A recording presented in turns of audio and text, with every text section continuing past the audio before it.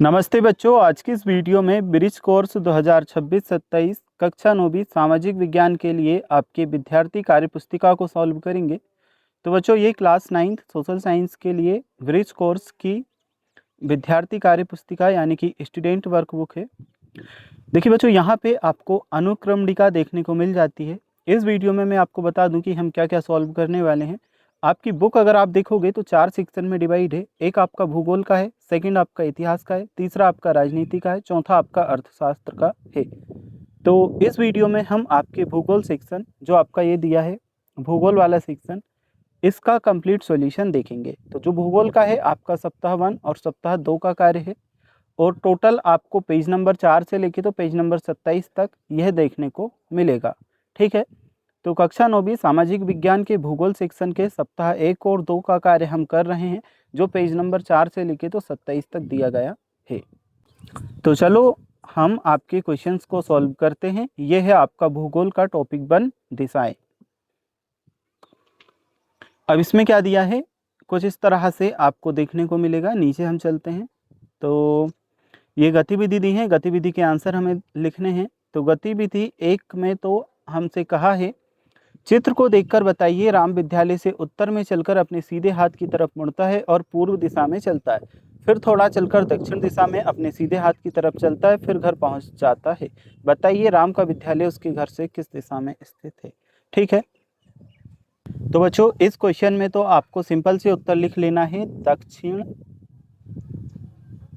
और पश्चिम दिशा में है। ठीक है, दक्षिण और पश्चिम, ये हमारा उत्तर रहेगा। फिर सारे प्रश्नों के उत्तर मैंने यहाँ पे ब्लू कलर में लिख दिए हैं, तो आपको ना देखने में कोई दिक्कत होगी ना लिखने में आपको कोई प्रॉब्लम आएगी। ठीक है, गतिविधि 2 हमें दी है, चित्र देखकर बताइए कि बिंदु बी ए बिंदु की किस दिशा में स्थित है। और दूसरा प्रश्न पूछा है, चित्र देखकर बताइए कि बिंदु ए बिंदु बी की किस दिशा में स्थित है। तो देखिए, पहले उत्तर में हम करेंगे दक्षिण पूर्व में, दूसरे उत्तर में हम करेंगे उत्तर पश्चिम में। गतिविधि 3 हमें दी है, चित्र में देखकर बताइए कि पी बिंदु क्यू बिंदु की किस दिशा में स्थित है। तो इसमें हमारा उत्तर क्या आएगा, उत्तर पूर्व। नेक्स्ट हमसे पूछा है, चित्र में देखकर बताइए कि क्यू बिंदु पी बिंदु की किस दिशा में स्थित है। तो उत्तर में हमारा आएगा दक्षिण और पश्चिम। अब टॉपिक सेकंड हमारा आ जाता है, इसे हम सॉल्व करेंगे, अक्षांश व देशांतर एवं महाद्वीप व महासागर। ठीक है, अक्षांश, देशांतर, महाद्वीप और महासागर के बारे में इसमें हमें दिया गया है। थोड़ा सा हम पढ़ के समझ लेते हैं। भारत की स्थिति, आकार व विस्तार समझने के लिए हम पहले विश्व में भारत की स्थिति जानेंगे। उसके लिए पहले शिक्षक छात्रों को अक्षांश व देशांतर के बारे में समझाएंगे। उसके लिए शिक्षक ग्लोब की सहायता लेते हुए समझाएंगे। ठीक है, ये अक्षांश हमें दिया है। पूरा अगर हम पढ़ेंगे तो उत्तरी और दक्षिणी गोलार्ध में यहाँ पे डिवाइड हमें दिखाई दे रहा है और जस्ट बीच में भूमध्य रेखा है, और पूरा पश्चिम में भी हमें डिवाइड दिखाई दे रहा है। तो इस तरह से है। अब गतिविधि में हमसे पूछा है, ग्लोब पर देखकर विश्व की मानक देशांतर का नाम लिखिए। तो 0 डिग्री देशांतर ये हमारा आएगा। ग्लोब को देखकर बताइए कि भारत की मानक देशांतर विश्व की मानक की किस दिशा में स्थित है। इसमें हमारा आंसर आएगा, भारत की मानक देशांतर विश्व की मानक की पूर्व दिशा में स्थित है। इसके बाद हमारा अगला क्वेश्चन है, कुल देशांतर रेखाओं की संख्या लिखिए। तो पूर्वी देशांतर की 180 है और पश्चिमी देशांतर की 180 है। गतिविधि 2 हमारी आ जाती है, इसे हम सॉल्व करेंगे। दिए गए ग्लोब में दिए गए अक्षांशों पर स्थित व्रतों के नाम लिखिए। तो उत्तरी ध्रुव व्रत पहला, इसमें कर्क व्रत, ये भूमध्य रेखा, मकर व्रत और दक्षिणी ध्रुव व्रत। गतिविधि 3 हमारी आ जाती है, ग्लोब पर स्थित अक्षांशों की कुल संख्या लिखिए। तो उत्तरी अक्षांश है 90 और दक्षिणी अक्षांश है 90।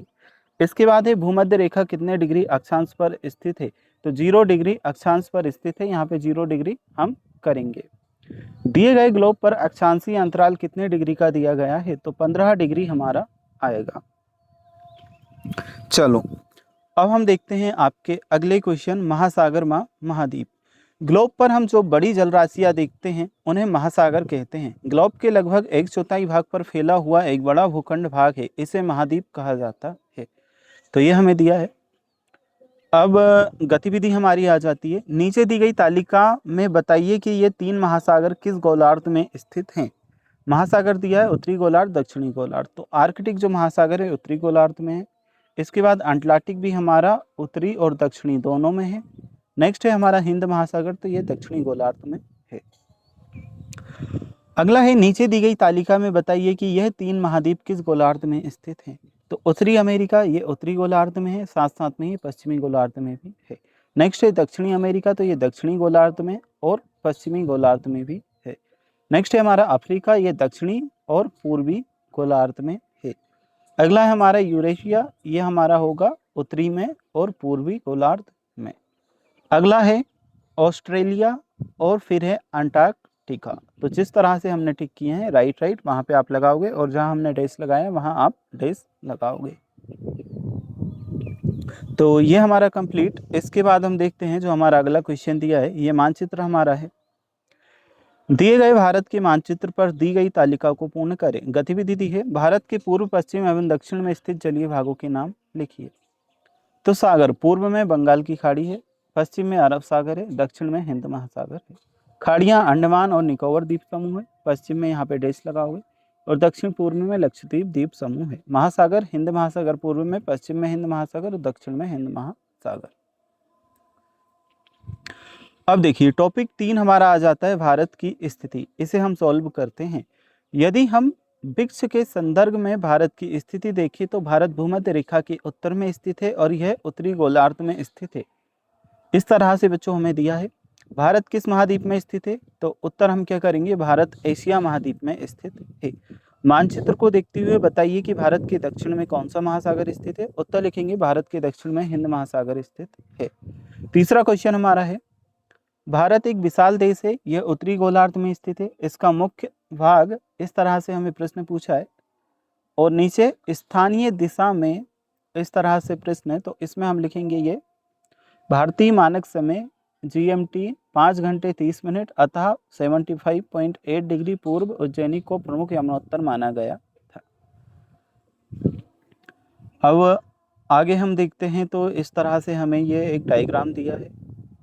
दिए गए भारत के मानचित्र को देखकर तालिका को पूर्ण कीजिए। भारत की उत्तरी से दक्षिण की लंबाई, भारत की उत्तर से दक्षिण की लंबाई है 3214 किलोमीटर। भारत की पूर्व से पश्चिम की लंबाई है 933 किलोमीटर। देखिए उत्तर से दक्षिण की तो 3214 किलोमीटर है और पूर्व से पश्चिम की है 2933 किलोमीटर। भारत का अक्षांशीय विस्तार, तो ये अक्षांशीय विस्तार लिखा है, और भारत का देशांतीय विस्तार, तो यहाँ पे देशांतरीय विस्तार लिखा है। भारत का पूर्व द्वीप समूह का मान अंडमान और निकोबार द्वीप समूह। इसके बाद है भारत के पश्चिम में स्थित द्वीप समूह का नाम, तो लक्षद्वीप द्वीप समूह आएगा। भारत का मानक यमुनोत्तर, इसमें आएगा 82 डिग्री 30 पूर्व देशांतर। भारत के मध्य से गुजरने वाला प्रमुख अक्षांश रेखा का नाम, इसमें हमारा आएगा कर्क रेखा। चलिए इसके बाद देखते हैं टॉपिक 4 हमारा आ जाता है भारत की भौगोलिक विविधता। तो भारत की भौगोलिक विविधता को हम समझेंगे। भारत क्षेत्रफल की दृष्टि से विश्व का 7वां बड़ा देश है, एशिया महाद्वीप का भाग है। भारत के पड़ोसी देश पाकिस्तान, बांग्लादेश, नेपाल, भूटान, श्रीलंका और म्यांमार है। ये मिलकर एक बड़े भूभाग का निर्माण करते हैं जिसे भारतीय उपमहाद्वीप नाम से भी जाना जाता है। मानचित्र पर दर्शाए गए स्थान ये कुछ इस तरह से हैं। अब हम देखेंगे भारत उपमहाद्वीप में सम्मिलित भारत के पड़ोसी देशों के नाम दिशाओं के अनुसार। पूर्व दिशा में स्थित है बांग्लादेश और म्यांमार, ठीक है, बांग्लादेश और म्यांमार। पश्चिम दिशा में स्थित है पाकिस्तान। उत्तर दिशा में स्थित है चीन, नेपाल और भूटान। दक्षिण दिशा में स्थित है श्रीलंका। उत्तर पश्चिम दिशा में स्थित है अफगानिस्तान। इसके बाद है भारत के भौगोलिक विभाजन। तो बच्चों ये मैंने ब्लू कलर में कर दिया, ऑलरेडी आपकी बुक में ब्लैक कलर में लिखा है, तो इन्हें तो आप स्किप कर सकते हो। जहाँ पे आपकी बुक में आंसर लिखने के लिए जगह दी है ओनली वहीं पर आपको आंसर लिखना है, ठीक है। तो यह है भारत के मानचित्र में दर्शाए गए भौतिक विभागों के नाम लिखिए। तो हिमालय पर्वत श्रृंखला लद्दाख, और भारत का शीत मरुस्थल यहाँ लिखोगे। प्रायद्वीपीय पठार, दक्कन का पठार यहाँ लिखेंगे। अभी हमारे पास हिमालय पर्वत श्रृंखला कुछ इस तरह से दी है, और खाली बॉक्स में नदियों को पहचान कर नदियों के नीचे नदियों के नाम हमें लिखना है। ठीक है, तो ये बॉक्सेस में तो आप देख सकते हैं यहाँ पे इस तरह से लिखा है। फिर नीचे जो जगह दी थी इसमें हमने लिखा सिंधु नदी, गंगा नदी, ब्रह्मपुत्र नदी और यमुना नदी। हिमालय को 3 मुख्य श्रेणियों में वर्गीकृत किया गया है। ठीक है, हिमालय, हिमाचल और शिवालिक पहाड़ियाँ। तो इसके नीचे प्रश्न पूछा है, निम्नलिखित को बिंदु ए को बिंदु बी से हमें मिलाना था।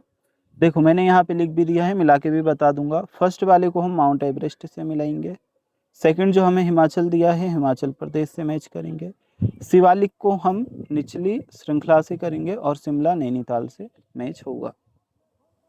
इधर लिख भी देना, ब्लू कलर में लिख रखा है।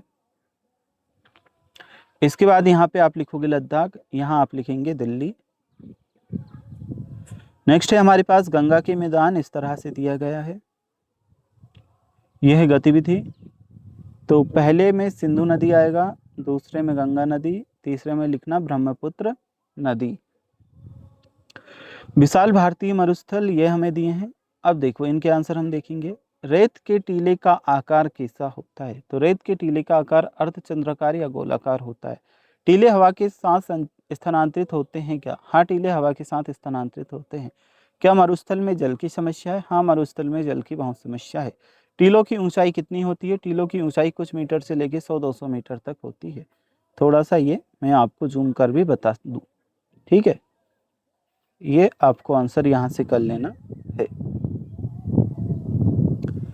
ये प्रायद्वीपीय पठार से रिलेटेड आपको चीजें दी हैं। गतिविधि हम देखेंगे तो यहाँ पे गतिविधि देखने को मिलेगी।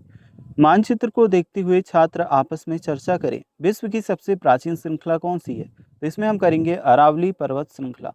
इन पहाड़ियों की सबसे ऊंची पर्वत चोटी कौन सी है? आंसर करेंगे अरमको पर्वत की ऊंची पहाड़ी अनाईमुड़ी है।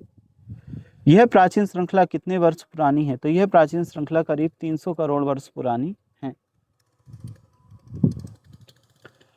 अब नेक्स्ट है गतिविधि दी है, छात्र मानचित्र को देखकर बताएं कि नीचे दर्शाए गए मानचित्र में कौन सी पर्वत श्रृंखलाएं फैली हैं व उनके क्षेत्र को लिखिए। तो फर्स्ट में तो हिमालय पर्वत क्षेत्र उत्तर है, विंध्याचल पर्वत इसका क्षेत्र मध्य भारत है, सतपुड़ा पर्वत इसका क्षेत्र भी मध्य भारत है, पश्चिमी घाट पर्वत इसका है क्षेत्र पश्चिमी भारत, पूर्वी घाट पर्वत इसका क्षेत्र पूर्वी भारत है। भारत की तटीय रेखाएं व द्वीप समूह हमें दिए हैं और ये गतिविधि दी है। तो ये तो ऑलरेडी ब्लू कलर में आपकी बुक में, ये ब्लैक कलर में होगा, यहाँ पे ब्लू कलर में है, तो चेंज मत करना, जैसा लिखा है रहने देना। बाकी जहाँ पे आपको जगह दी है आंसर लिखने के लिए वहाँ आपको आंसर फिल करने हैं। देखिए पश्चिम की ओर से कौन सी नदियाँ बहती हैं? तो हमने यहाँ पे उत्तर लिख दिया कि नर्मदा और तापी नदियाँ पश्चिम की ओर बहती हैं। पूर्व की ओर बहने वाली नदियाँ डेल्टा का निर्माण करती हैं। इसमें उत्तर करेंगे हाँ, पूर्व की ओर बहने वाली नदियाँ डेल्टा का निर्माण करती हैं। इसमें बच्चों अगर आपको जगह नहीं दी इनके नीचे तो आप ये आंसर मत लिखना, अगर आपको जगह दी है आपकी बुक में तो फिर आपको आंसर लिखना है। द्वीप समूह, भारत के द्वीप समूह को 2 भागों में बांटा गया है, ये भी ऑलरेडी लिखा है आपकी बुक में, तो यह भी आपको नहीं करना। ठीक है, यहाँ से गतिविधि हमारी स्टार्ट होती है, तो यहाँ से हम सॉल्व करेंगे।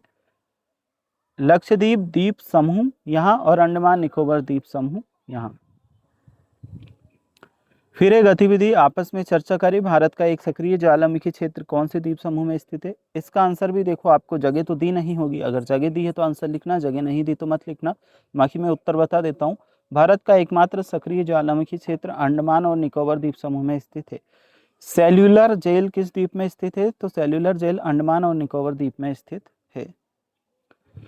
अब हमारे पास टॉपिक 5 आ जाता है, मौसम और जलवायु। किसी स्थान पर किसी विशेष समय, दिन, घंटे में तापमान, वर्षा, पवन, आर्द्रता और वायुदाब की स्थिति को मौसम कहते हैं। मौसम जल्दी जल्दी बदलता रहता है। उदाहरण, आज बारिश होना, ठंड या गर्म महसूस होना। मौसम के मुख्य तत्व हैं तापमान, आर्द्रता, वायुमंडलीय दाब, वर्षा, वायु की गति व दिशा। जलवायु किसी स्थान के लंबे समय, लगभग 30 वर्ष या उससे अधिक तक के मौसम में औसत पैटर्न को जलवायु कहते हैं। जलवायु अपेक्षाकृत स्थिर होती है। भारत में उष्ण कटिबंधीय मानसूनी जलवायु है। अब मौसम व जलवायु में अंतर लिखने थे, तो देखिए मौसम जो होता है अल्पकालिक होता है, परिवर्तन शीघ्र होता है और आज की बारिश। ठीक है, उदाहरण अब जलवायु का समय दीर्घकालिक होता है, जलवायु में जो परिवर्तन होता है धीमा होता है, और जलवायु का उदाहरण किसी क्षेत्र में औसत वर्षा। सही गलत बताने थे। मौसम लंबे समय तक एक सा रहता है, तो ये गलत है क्योंकि मौसम तो हाँ, किसी भी टाइम पर चेंज हो जाता है। जलवायु किसी क्षेत्र की स्थायी विशेषता है, सही है। आज का तापमान जलवायु का उदाहरण है, गलत है। आज का तापमान मौसम का उदाहरण है, ना कि जलवायु का। चलो इन्हें हम सॉल्व कर चुके हैं। अब देखते हैं हम आपकी गतिविधि का अगला क्वेश्चन। आज का मौसम मेरा अवलोकन। आज के दिन अपने आसपास की मौसम का ध्यान से अवलोकन करें और तालिका भरें। तो मौसम के तत्व और आज की स्थिति। तापमान 32 डिग्री सेल्सियस, आसमान साफ बादल धुंध थोड़े बादल, वर्षा हाँ या नहीं तो नहीं करेंगे, पवन तेज धीमी नहीं इसमें धीमी करेंगे, आर्द्रता अधिक या कम इसमें कम करेंगे। आप आपके यहाँ के तापमान के अकॉर्डिंग भी इन चीज़ों को फिल कर सकते हो, ठीक है।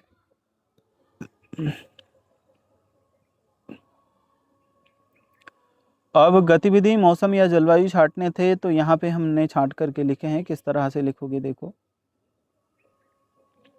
मौसम का बॉक्स इधर है, जलवायु का इधर है। आज सुबह ठंड है, कल तेज हवा चली, आज दोपहर तेज धूप है, आज आर्द्रता अधिक है, आज तापमान 38 डिग्री सेल्सियस है, कल शाम आंधी आई थी। ये सभी आपके मौसम में होंगे। जलवायु में लिखोगे राजस्थान में कम वर्षा होती है, केरल में अधिक वर्षा होती है, लखनऊ में वर्षा बहुत कम होती है, असम में साल भर बारिश वर्षा होती है, ठंड के मौसम में कोहरा पड़ता है, इस सप्ताह लगातार बारिश हो रही है। चलो अब हम देखते हैं आपकी गतिविधि का अगला क्वेश्चन। संक्षिप्त गतिविधि दी है, मौसम जल्दी क्यों बदलता है। तो आंसर में हम करेंगे मौसम जल्दी जल्दी इसलिए बदलता है क्योंकि तापमान, वायु आर्द्रता और वायुदाब की स्थिति लगातार बदलती रहती है।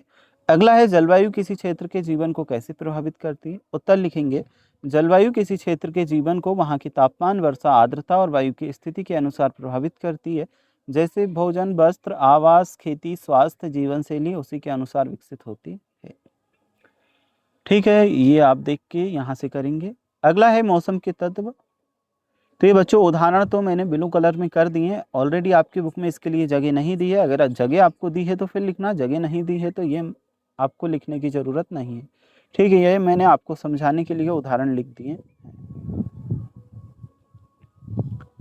तो अब हम चलते हैं आपके अगले क्वेश्चन की तरफ। पृथ्वी के दोनों गोलार्धों में हवाओं का उच्च वायुदाब से निम्न वायुदाब की ओर चलना। सही गलत का चयन करना है। दाब में परिवर्तन से मौसम बदलता है, सही है। कम वायुदाब वाले क्षेत्रों में साफ मौसम रहता है, ये गलत है। वायुदाब को बैरोमीटर से नापा जाता है, ये सही है।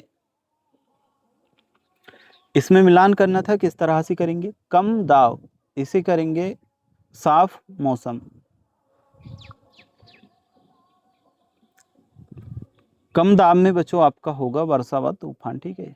और अधिक दाब में आपका होगा साफ मौसम। वायु दाब मापी तो दाब मापन यंत्र। इस तरह से मैच करना है, इधर लिख भी दिया है।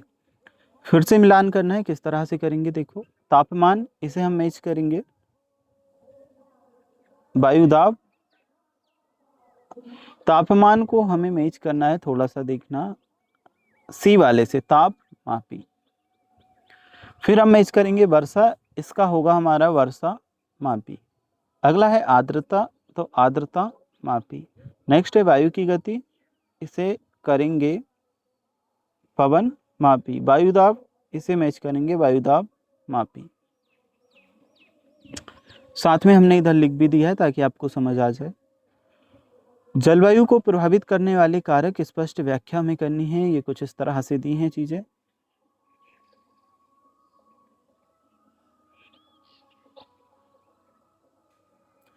तो यहाँ पे सही गलत बताना है। भूमध्य रेखा के पास अधिक गर्मी होती है, तो ये हमारा सही है। नेक्स्ट है ध्रुवों पर सूर्य की किरणें सीधी पड़ती हैं, ये गलत है। अक्षांश के कारण पृथ्वी के विभिन्न कटिबंध बनते हैं, ये सही है। गतिविधि मिलान करना है, इसमें भी उष्ण कटिबंध, इसे हम मैच करेंगे अधिक गर्मी। शीत कटिबंध, तो ये होगा अधिक ठंड। समशीतोष्ण कटिबंध, ये होगा मध्यम तापमान। अब ये ऊंचाई है हमारा, कुछ इस तरह से प्रश्न दिया है। बच्चों ये ब्लू कलर में मैंने कहीं कहीं हाईलाइट कुछ चीज़ें करी हैं, तो इनसे आप कंफ्यूज मत होना, जो आपकी बुक में जहाँ पे जगह दी है गतिविधि में वहीं पे आपको आंसर लिखना है, ठीक है। ऊंचाई का तापमान पर कोई प्रभाव नहीं पड़ता, तो ये हमारा गलत है। और पहाड़ी क्षेत्रों में गर्मियों में भी ठंडक रहती है, ये हमारा सही है। नेक्स्ट है मैदानी क्षेत्रों में तापमान सामान्यतः अधिक होता है, ये भी सही है। अब मिलान करना है, गतिविधि दी है स्तंभ ए को स्तंभ बी से, तो अधिक ऊंचाई ये हमारा होगा कम तापमान, कम ऊंचाई इसे मैच करेंगे अधिक तापमान से, पहाड़ी क्षेत्र इसे हम मैच करेंगे ठंडा मौसम से। एक या दो वाक्य में उत्तर देना है। ऊंचाई बढ़ने पर तापमान क्यों घटता है, तो उत्तर हमने लिखा है ऊंचाई बढ़ने पर वायुदाब कम होता है जिससे हवा फैलती है और ठंडी हो जाती है, इसलिए तापमान घटता है। पहाड़ी क्षेत्रों में गर्मियों में भी ठंडे क्यों रहते हैं, क्योंकि पहाड़ों की ऊंचाई अधिक होती है और अधिक ऊंचाई पर तापमान कम होता है। गणना आधारित गतिविधि हमें दी है। यदि किसी स्थान की ऊंचाई 2000 मीटर है तो वहां तापमान लगभग कितने डिग्री सेल्सियस कम होगा, तो 13 डिग्री सेल्सियस कम होगा। समुद्र से दूरी कुछ इस तरह से प्रश्न हमें दिया है, ये समुद्र दिया है, गतिविधि दी है। तटीय क्षेत्रों की जलवायु क्या होती है, मध्यम होती है। नेक्स्ट है आंतरिक क्षेत्रों के तापमान का अंतर अधिक होता है। अब है गतिविधि एक और दी है, पवनाभिमुख ढाल पर अधिक वर्षा होती है। इसके बाद है पर्वत वर्षा वितरण को प्रभावित करते हैं। पवने से रिलेटेड भी हमें यहाँ पे दिया है। एक और गतिविधि नीचे हमें देखने को मिलेगी, नमी वाली पवने वर्षा कराती हैं, शुष्क पवने मौसम को शुष्क बनाती हैं। अब हमारा है टॉपिक 6 मानचित्र, चलिए इसे भी हम सॉल्व कर लेते हैं। तो यह है भारत के मानचित्र पर राज्यों के नाम लिखिए, तो यहाँ पर हमने मानचित्र पर राज्यों के नाम लिख दिए। सबसे पहले जम्मू कश्मीर, इधर पंजाब, इधर दिल्ली, फिर उत्तर प्रदेश, यहाँ राजस्थान, इधर असम, बीच में आपका मध्य प्रदेश, और साइड में इधर है पश्चिम बंगाल, इधर है हमारा महाराष्ट्र, ओडिशा, कर्नाटक, और यहाँ है केरल, इधर है तमिलनाडु। यहाँ पे हमसे कुछ चीज़ें पूछी थी जो हमने लिखी हैं। उत्तर भारत के राज्यों के नाम लिखे तो उत्तर प्रदेश, पंजाब, राजस्थान, दिल्ली। दक्षिण भारत के राज्यों के नाम लिखे तो तमिलनाडु, कर्नाटक, केरल और महाराष्ट्र। पूर्व उत्तर के राज्यों के नाम लिखे तो असम, पश्चिम बंगाल, उड़ीसा, जम्मू और कश्मीर। देखो बच्चों, टोटल हमने भूगोल का जो सेक्शन था कंप्लीट कर चुके हैं। यहाँ से आपके इतिहास का यानी कि हिस्ट्री वाला सेक्शन आ जाता है। तो एक मैंने कंप्लीट सॉल्यूशन की वीडियो बना रखी है, उसका लिंक मैं आपको डिस्क्रिप्शन बॉक्स में दे दूंगा सारे सब्जेक्ट के लिए, जिसमें आपको पहले पेज से लेके आखिरी पेज तक कंप्लीट सॉल्यूशन देखने को मिल जाएगा।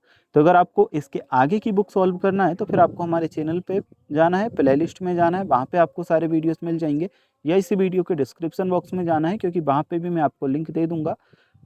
तो वहाँ से लिंक पे क्लिक करके आप कंप्लीट सॉल्यूशन के वीडियोस देख सकते हो।